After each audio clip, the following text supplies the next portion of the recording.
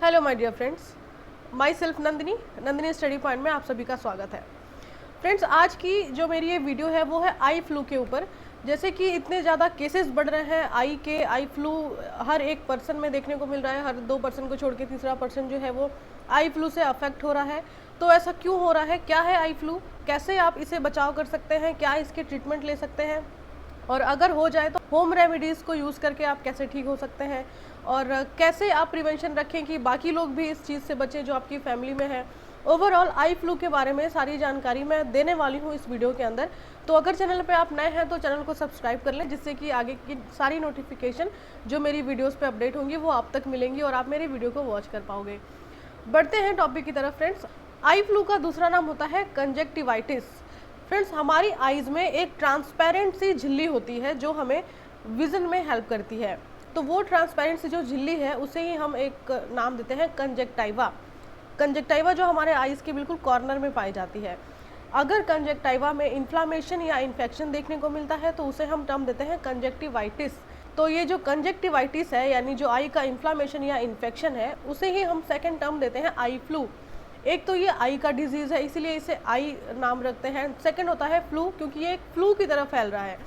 Flu क्या होता है? टच से फैल सकता है, साथ में रह के उसके बॉडी फ्लूइड या जो पस है उसके टच में आने से फैल सकता है। तो जो इतने तरीके से फैल रहा है ये डिजीज़, इसे ही हमने टर्म दे दिया आई फ्लू। आई फ्लू जो है वो एक इन्फेक्शियस आई डिजीज़ है।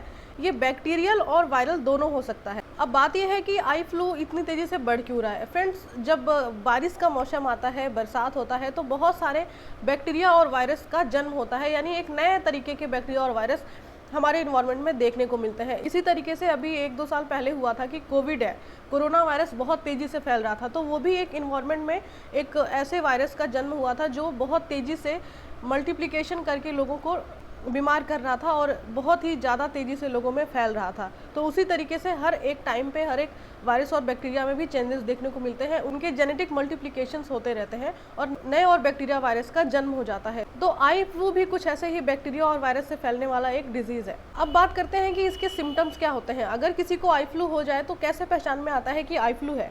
सबसे पहली जो सिम्टम होती है वो है रेड आइज़।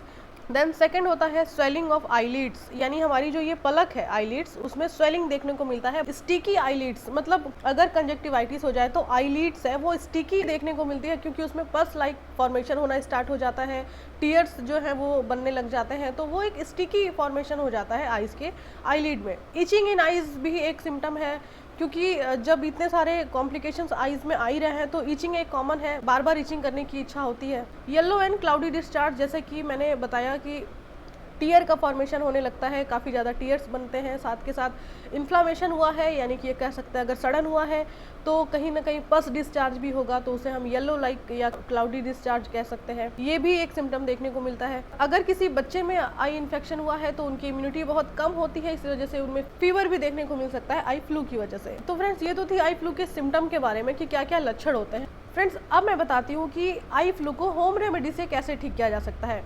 सबसे पहली चीज़ है कि अपने आइज़ को क्लीन रखना है। तो आइज़ को क्लीन रखने के लिए ध्यान देने वाली बात यह है कि आपको पानी को बॉईल करना है और उसे नॉर्मल टेम्परेचर पे रखना है।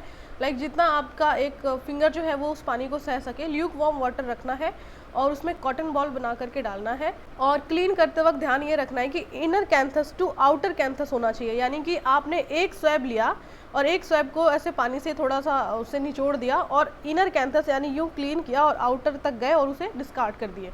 दोबारा उसको क्लीन करने के लिए यूज़ नहीं लेना है, दोबारा कहीं से मोड़ के यूज़ करने की कोशिश नहीं करनी है, क्योंकि वो इन्फेक्शन कहीं नहीं जाता, आपकी आइज़ में ही रहता है, आपकी आइज़ क्लीन नहीं हो पाती है। तो इसीलिए आइज़ को क्लीन करने के लिए inner canthus to outer canthus cotton को यूज़ करके एक यूज़ करें और उसको डिस्कार्ड कर दें। ऐसे कई सारे कॉटन बॉल्स को आप एक के बाद एक यूज़ कर सकते हैं। ऊपर आईलिड्स एंड नीचे जो ये वाला पार्ट है, कॉर्नर का पार्ट है, उसको क्लीन करके आप डिस्कार्ड कर दीजिए। एंड सेकेंड है कि आई में ईचिंग होती है तो आपको ईचिंग नहीं करनी है, आपको अवॉइड करना है। एंड प्रोटेक्टिव गॉगल्स आप यूज़ कर सकते हैं ब्लैक कलर का। जितनी कम आपकी आइज़ में लाइट जाएंगी उतना ही आपकी आइज़ को आराम मिलेगा और आप रिलैक्स फील कर सकते हो। अवॉइड लेंस, अगर कोई चश्मा पहनता है लेंस वाला तो उसे उस टाइम पे अवॉइड करना चाहिए। और अगर कोई वर्किंग है जो लैपटॉप पे वर्क कर रहा है, बहुत टाइम से मोबाइल पे वर्क करना पड़ रहा है, तो उन चीज़ों को अवॉइड करना है, क्योंकि आप अपनी आइज़ को ज़्यादा से ज़्यादा रेस्ट दोगे उस टाइम पे, तो ये सारी चीज़ें अवॉइड करनी है। ये है होम रेमेडीज़। और अगर आप किसी ऐसी जगह हो जहाँ पे आपको डॉक्टर प्रिस्क्रिप्शन अवेलेबल हो सकता है, ऑप्थेल्मोलॉजिस्ट के पास जा सकते हो, तो वहाँ पे आपको ज़रूर जाना चाहिए। और डॉक्टर के प्रिस्क्रिप्शन के बाद ही आपको कुछ आई ड्रॉप्स जो है वो यूज़ करने चाहिए, जैसे ऑफ्लॉक्सिन आई ड्रॉप है, मॉक्सीफ्लॉक्सोसिन आई ड्रॉप्स, ये सारे आई ड्रॉप्स जो है वो आप यूज़ कर सकते हो। बट बेटर होगा कि अगर आप किसी ऑप्थेल्मोलॉजिस्ट के प्रिस्क्रिप्शन के बाद ये आई ड्रॉप्स यूज़ करते हो। अब बात करते हैं इसके प्रिवेंशन की। अगर आपको आई फ्लू हो गया और आप ट्रीटमेंट ले रहे हो, तो आपके बाकी फैमिली मेम्बर्स हैं उनको कैसे प्रिवेंट किया जा सकता है, या आप होने से पहले कैसे प्रिवेंट करें खुद को, जिससे कि ना वो डिजीज़ होगा और ना आपको इतने कॉम्प्लिकेशन देखने को मिलेंगे। तो प्रिवेंशन सबसे ज़्यादा ज़रूरी है, जो कि इस वीडियो का इम्पॉर्टेंट पॉइंट भी है प्रिवेंशन। जैसे क्लीन हैंड, आपको अपने हैंड को क्लीन रखना है, क्योंकि आपका हाथ है ना, जैसे कोविड-19 में भी हमने ये प्रिकॉशंस लिए थे कि अगर हैंड सैनिटाइज कर रहे हैं, अगर हैंड क्लीन कर रहे हैं, तो हम बार बार अपने नोज़ को टच करने से बचेंगे और उससे हमारे रिस्पिरेटरी ट्रैक में इन्फेक्शन नहीं होगा। तो सेम इसी तरीके से अगर हमारा हैंड क्लीन है, अगर हम सैनिटाइज कर रहे हैं, अगर हम बाहर से आके हैंड वॉश यूज़ कर रहे हैं, तो हम जब भी अपने आइज़ को टच करेंगे तो वो क्लीन ही रहेगा हाथ, तो हमारे आइज़ तक कोई इन्फेक्शन नहीं पहुँचेगा। क्राउडेड प्लेस में जाने से बचें, क्योंकि क्राउडेड प्लेस में अगर हम जाते हैं तो हो सकता है 10 में से किसी एक को हो और डायरेक्ट या इनडायरेक्ट हम उसके टच में आए, उसके हाथ से, जो जैसे किसी कोई इन्फेक्टेड पर्सन है उसने अपने हाथ से टच किया और वो कहीं और टच कर दिया, फिर हम वहाँ टच करते हैं, तो वो वापस से अगर हम अपने आँख पे करते हैं तो वो इनडायरेक्ट ट्रांसमिशन होता है डिजीज़ का। तो अगर हम क्राउडेड प्लेस को अवॉइड करते हैं तो डायरेक्ट और इनडायरेक्ट जो ट्रांसमिशन है उससे हम बच सकते हैं। साथ ही साथ हम ब्लैक गोगल्स का यूज़ कर सकते हैं। हुआ है अगर किसी को आई फ्लू है तो भी वो यूज़ कर सकता है, अगर आई फ्लू नहीं है तो भी यूज़ कर सकता है, क्योंकि कहीं ना कहीं वो इन्वायरमेंट में सेफ ही है आपके आइज़, अगर आप ब्लैक गोगल्स यूज़ करते हो तो।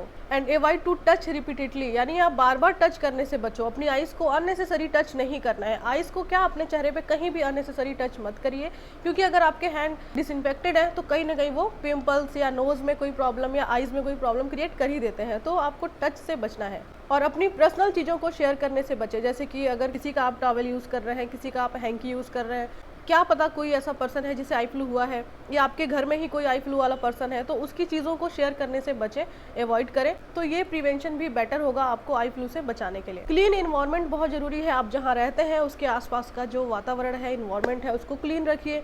तो कहीं ना कहीं आपके आसपास का इन्वायरमेंट भी इस डिजीज़ के लिए अफेक्ट करता है। आपको अभी के टाइम पे जो आई फ्लू वाला सीज़न जैसे चल रहा है, बहुत आई फ्लू हो रहा है, तो ऐसे में आपको स्विमिंग जो है वो थोड़ा अवॉइड करनी चाहिए, क्योंकि स्विमिंग, पानी जो है वो बहुत से पर्सन के टच में आता है, तो ये स्विमिंग वगैरह से भी आई फ्लू जैसी डिजीज़ हो सकती है। तो ऐसे ही कुछ प्रिवेंशंस को अपनाएं और आई फ्लू जैसी डिजीज़ से बचें। तो बस एक छोटी सी जानकारी थी आई फ्लू के ऊपर जो आप लोगों को मैंने बताया। आई होप वीडियो आपको अच्छी लगी हो, इन्फॉर्मेटिव लगी हो। फिर मिलेंगे ऐसे ही किसी इन्फॉर्मेटिव वीडियोज़ के साथ, तब तक के लिए टेक केयर, बाय बाय।